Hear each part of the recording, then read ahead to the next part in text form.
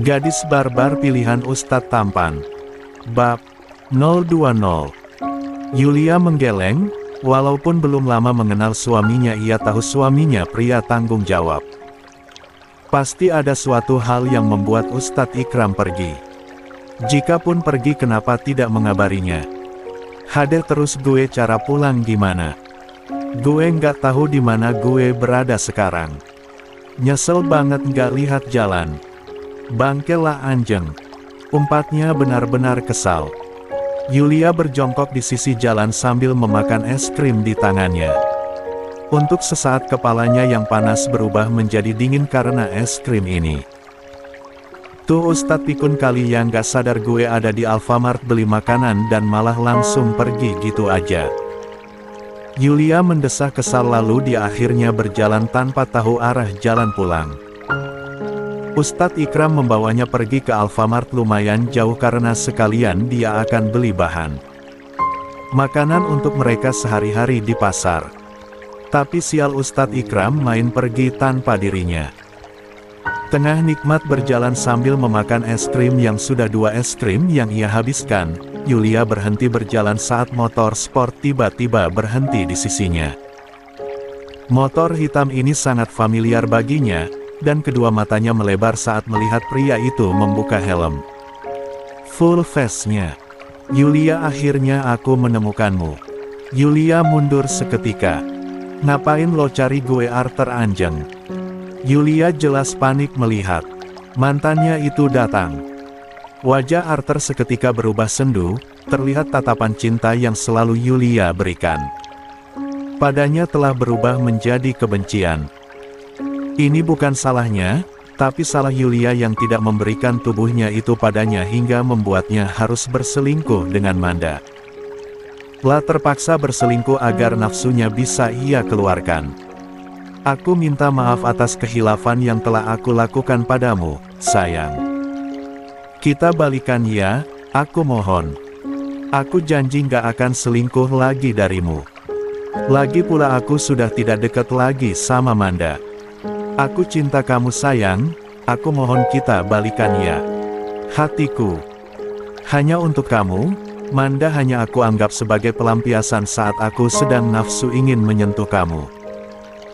Bahkan saat aku melakukannya dengan Manda, aku terus menyebut nama kamu Yulia dan membayangkan malam itu bahwa aku menyentuh kamu.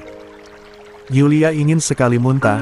Arthur seperti tidak ada rasa bersalah padanya karena telah mengkhianatinya dan malah ingin balikan dengannya.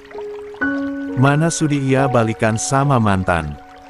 Walaupun jujur saja kenangan indah yang 3 tahun bersama Arthur sangat membuatnya bahagia. Gue nggak cinta lagi sama lo Arthur.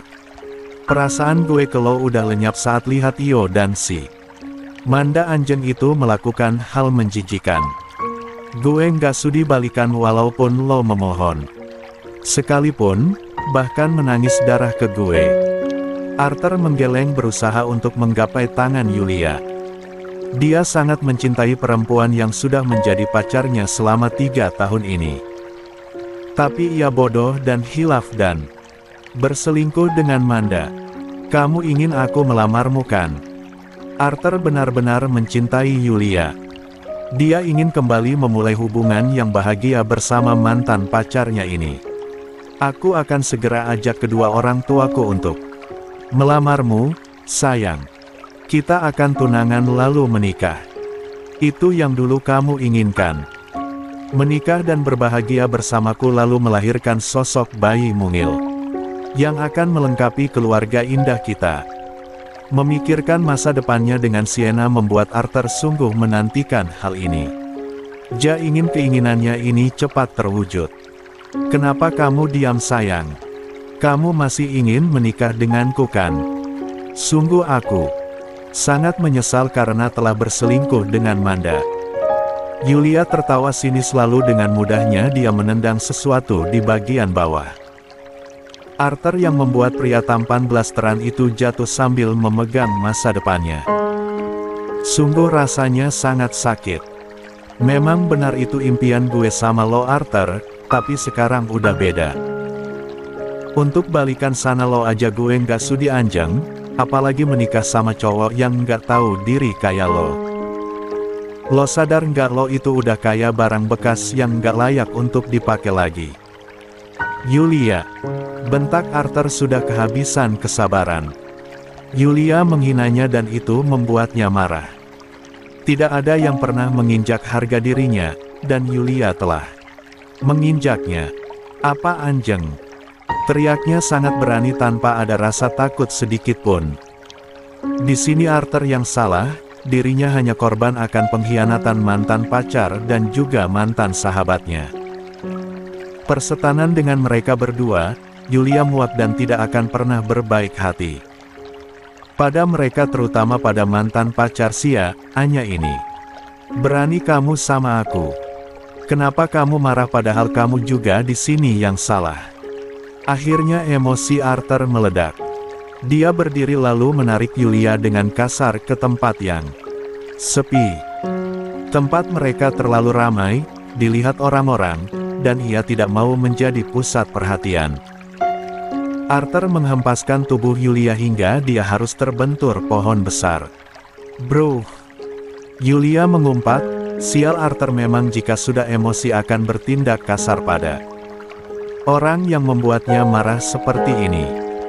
Seharusnya lo beruntung gue minta balikan sama lo Yulia. Cecar Arthur merubah kosakatanya itu, sudah jelas Arthur benar-benar marah. Beruntung apaan anjir? Yang ada gue buntung karena pacaran sama lo. 3 tahun pacaran, gue nyesel. Gue nggak dapat apapun dari pacaran, malahan gue dapat dosa dan pengkhianatan dari lo dan sahabat yang gue percaya. Brand, sek kalian. Teriak Yulia tak mau kalah. Arthur tergelak. Wah Yulia, gue udah berubah ya. Lihat kain apa ini yang menutupi rambut cantik lo. Lo cantik kalau lo nggak pakai kain Sia, an ini. Arthur menarik paksa pasmina yang melilit kepala Yulia hingga penitinya itu menggores kulit lehernya. Anjeng lo Arthur. Lo mau main kasar sana gue hah? Yulia berteriak tak terima. Kita udah pacaran 3 tahun Yulia.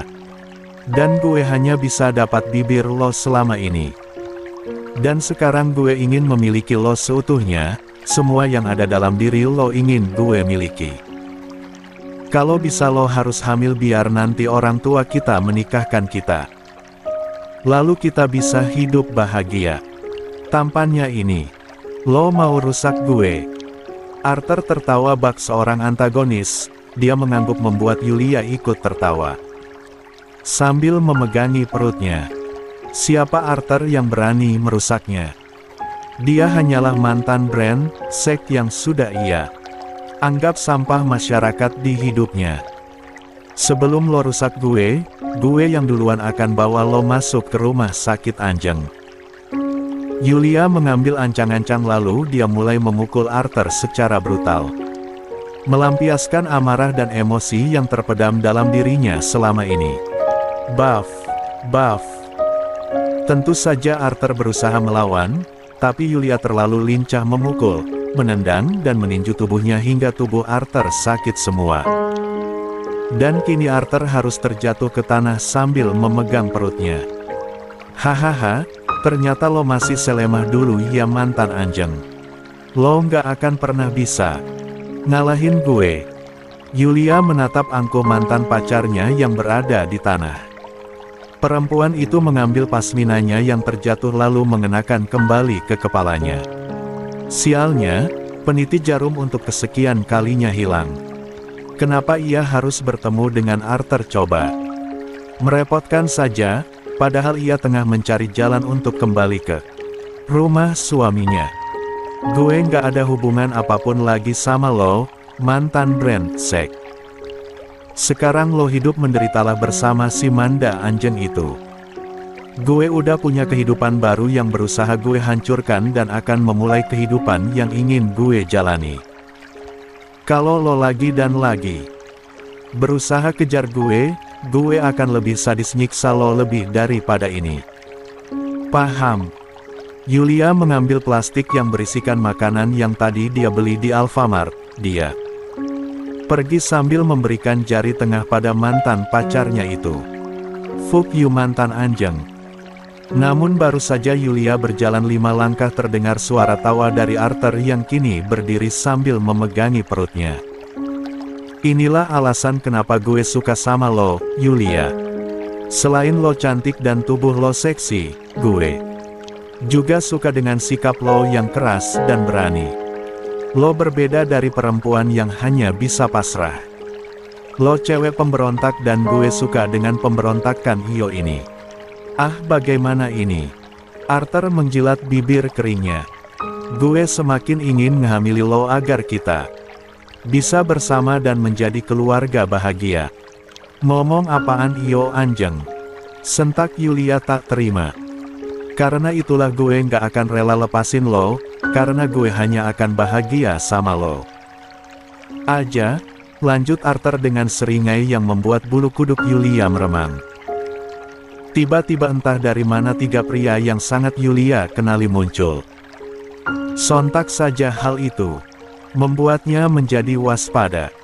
Titan, Rangga, Mikel, kalian mau apa? Yulia semakin mundur sambil memeluk makanan di plastiknya dengan kuat. Kenapa lo seperti ini, Yulia? Tanya Titan, pria dengan anting kiri di telinganya dan banyak tato di kedua lengannya, mulai mendekat. Bos Arthur mencintai lo, seharusnya lo beruntung memiliki pria yang mencintai lo dengan tulus. Hanya karena dia selingkuh lo sebenci itu sama pria yang selalu ada untuk lo. Dia juga menyesal karena selingkuh dan gak akan pernah melakukannya lagi. Yulia mengerjap 2 kali, dia menatap tak percaya pada Titan yang selama ini menjadi temannya di markas. Bisa-bisanya temannya ini berpihak pada Arthur yang jelas dia yang salah. Benar kata Titan, Bos Arthur sangat tulus mencintai lo Yulia. Lo juga masih cintakan sama dia. Kenapa naruh kebencian pada orang yang lo cintai? Sahut Rangga, pria berambut pirang dengan banyak tato di kedua tangannya. Kita dan teman-teman semua di markas ingin lo baikan sama Bos Arthur, Yulia, pinta. Mikel dengan sorot mata lembut, berusaha untuk membujuk. Yulia tertawa sambil menatap sandal yang ia curi dari pria bernama Zayan. Sorotnya menjadi sendu. Jadi, keempat pria yang selalu bersamanya dan sudah ia anggap teman hanyalah Bara seorang saja. Yang lainnya, mereka berteman toksik ternyata. Di mana sekarang Bara? Ia butuh sahabat prianya itu.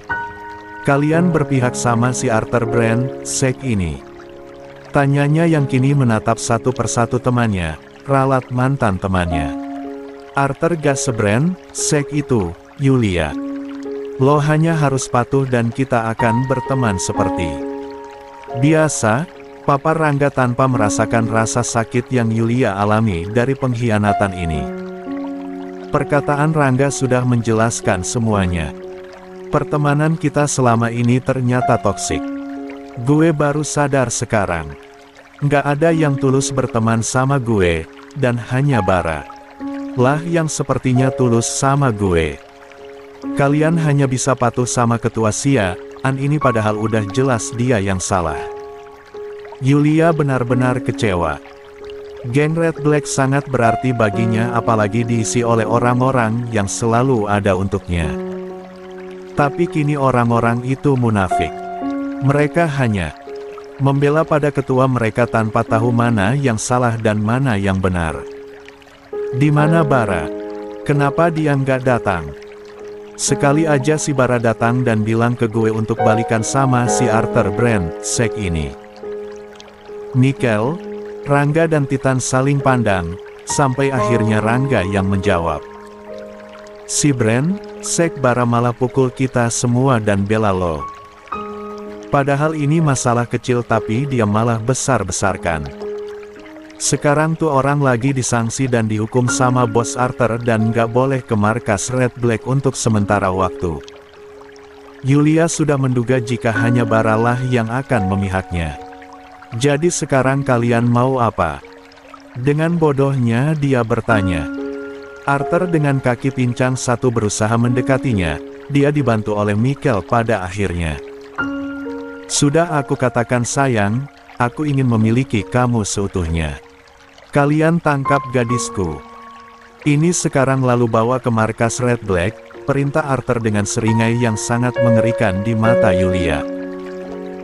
Yulia mundur, dia melemparkan plastik yang berisikan makanan itu tepat ke wajah Titan, lalu perkelahian 2 lawan 1 orang pun tak terlewatkan. Buff. Bro. Yulia memang mampu untuk melawan, tapi jika main keroyok apalagi Mikkel juga ikut. Bertarung membuatnya harus jatuh. Sial. Rasanya sangat sakit. Dasar keparat kalian. Jika kalian berani jangan main keroyok anjing. Lawan gue satu-satu. Teriaknya tak terima. Apalagi wajah cantiknya harus terkena pukulan kencang dari Titan, hingga membuatnya kembali terjatuh. Kalian. Gue nyesel karena udah anggap kalian teman. Hanya Baralah yang tulus berteman dengan gue. Kalian semua anjing. Nggak ada perkelahian di antara teman. Udah gue bilang Yulia. Lo hanya harus patuh dan balikan sama bos Arthur. Jika lo pasrah, hubungan pertemanan kita akan menjadi baik seperti biasa, papar Rangga. Mana bisa kembali seperti semula. Yulia tidak bisa melupakan kejadian ini. Di mana teman yang sangat ia percaya menusuknya dari belakang dan malah membela Arthur yang jelas salah. Buff. Kaki Titan melayang dan memukul rahang Yulia hingga sekarang dia tidak mampu untuk melawan. 3 lawan 1 jelas Yulia kalah telak. Seluruh tubuhnya mati rasa karena mantan temannya ini berkelahi tidak pandang lawan.